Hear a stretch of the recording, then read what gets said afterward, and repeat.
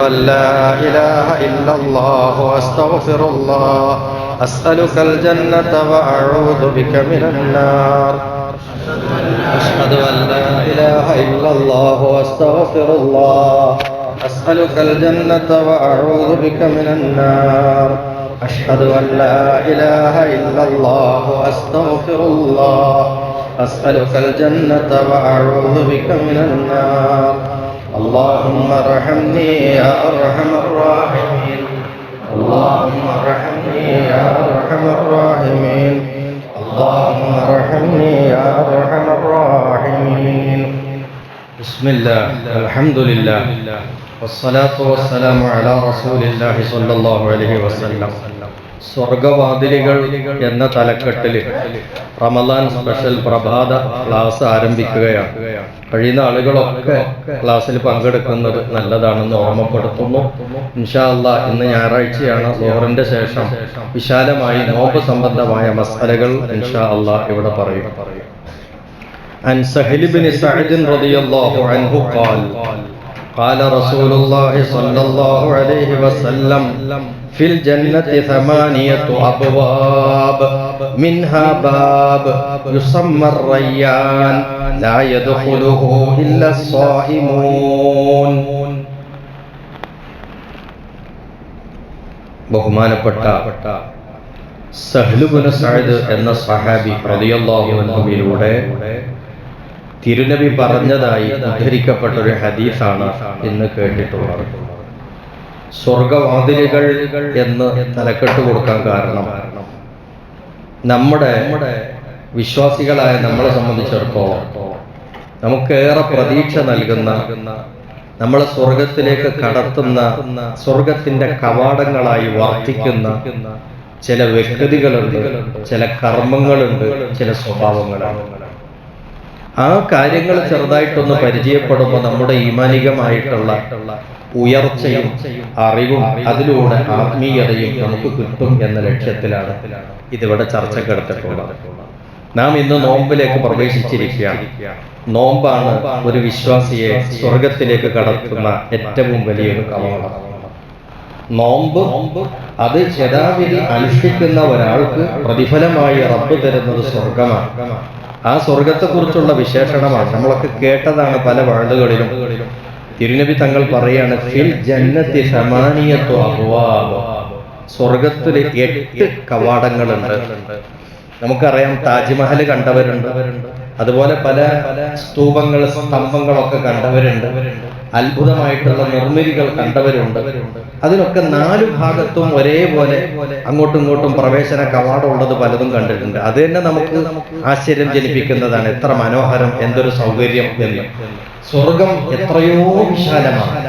ആ സ്വർഗത്തിന് 8 കവാടങ്ങളാണുള്ളത്. ആ 8 കവാടങ്ങൾക്കും പ്രത്യേകമായിട്ടുള്ള പേരുകളുണ്ട്. ആ പേരുകളിൽ സ്വർഗത്തിലെ 8 വാതിലുകളിൽ ഒരു കവാടത്തിന് കൊടുത്തിരിക്കുന്ന പേര് റയ്യാൻ എന്നാണ്. ആ കവാടത്തിന്റെ പേര് ബാബു റയ്യാൻ.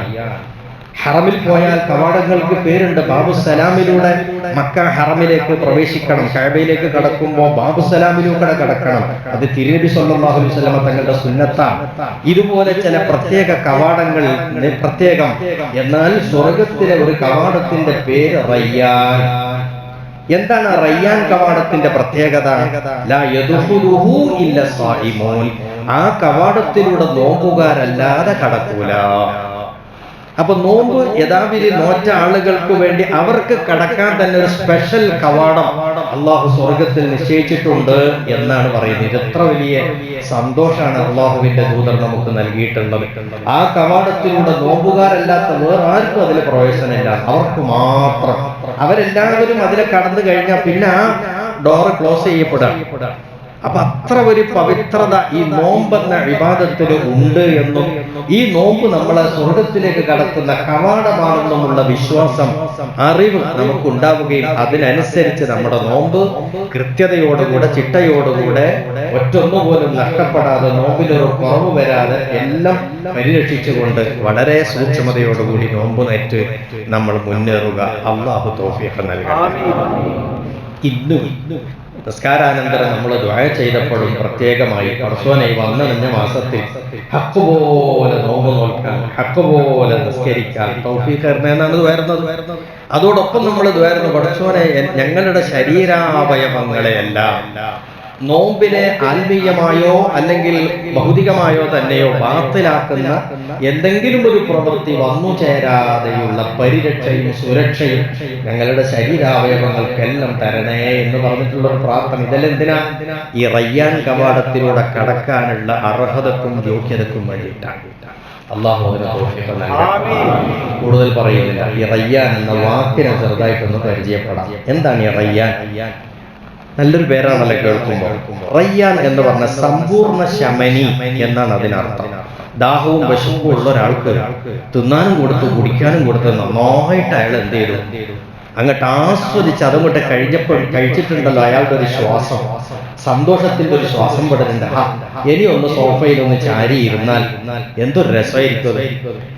അങ്ങനത്തെ ഒരു നിർവൃതി കിട്ടുന്ന ഒരവസ്ഥക്ക്, ആ നിർവൃതി പൂണ്ടു നിൽക്കുന്ന ഒരു വ്യക്തിക്ക് പറയുന്ന പേരാണ് റയ്യാൻ. അല്ലെങ്കിൽ അത്രയും ഒരു നിർവൃതി സമ്മാനിക്കുന്ന കാര്യത്തിന് പറയുന്ന പേരാണ് റയ്യാൻ. ഈ നോമ്പ് നോറ്റ ആളുകൾക്ക് വേണ്ടി നിശ്ചയിക്കപ്പെട്ട കവാടത്തിന് റയ്യാൻ എന്ന് പേര് പറയാൻ കാരണം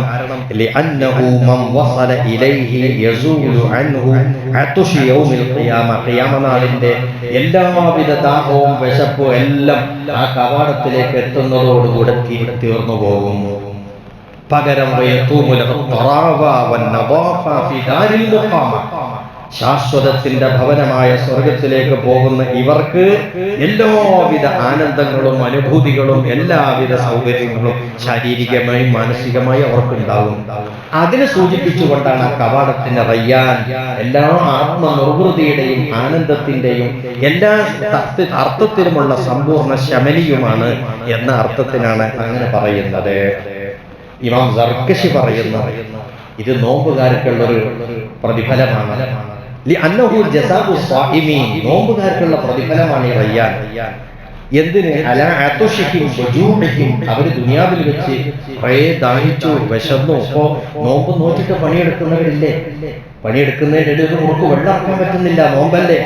ആ ഉണങ്ങിയ വയറും ചുണ്ടും ഒക്കെ ആയിട്ട് അങ്ങനെ കഴിഞ്ഞ് വൈകുന്നേരം വരെ നോമ്പ് പിടിച്ചു നിൽക്കുന്ന ആളുകൾ, അവർക്കുള്ള വലിയ സമ്മാനമാണ് ഈ കവാടം. അതുകൊണ്ടാണ് അതിന് ആ അർത്ഥത്തിൽ റയ്യാൻ എന്ന് പറഞ്ഞിട്ടുള്ളത്.